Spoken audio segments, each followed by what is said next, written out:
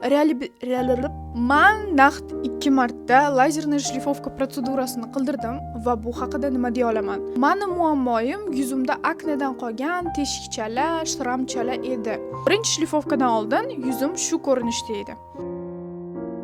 Bu esa birinchi shlifovkadan keyingi rezultat.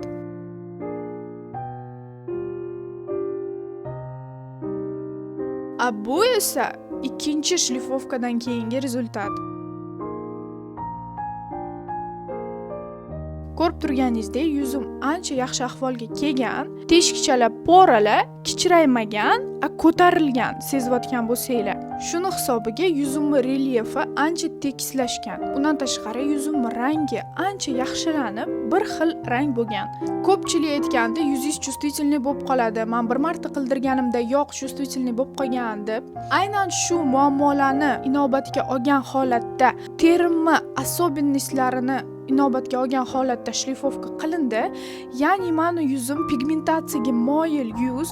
Agar kuchli shlifovka qilinganda pigmentatsiya bo'lishi mumkin edi. Shuning uchun ham menga shlifovkani yengilroq varianti qilindi. Shuning uchun ham reabilitatsiya yaxshiroq kechdi.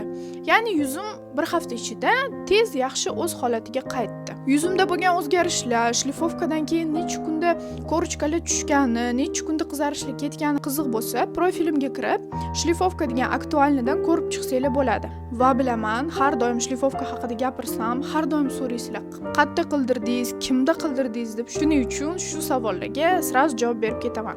Men qildirgan klinikaning nomi K-Mediwell.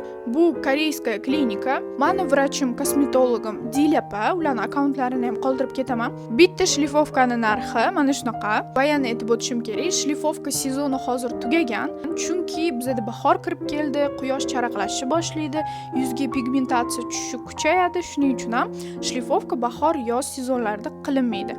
Agar qildirmoqchi bo'lsangiz, kuz va qish sezonlarini planlashtirsangiz bo'ladi. Xullas shunaqa gaplar. Yuzimdagi o'zgarishlarni sezdinglarmi? Kommentariyada o'z fikringizni yozib ketinglar. Xayr.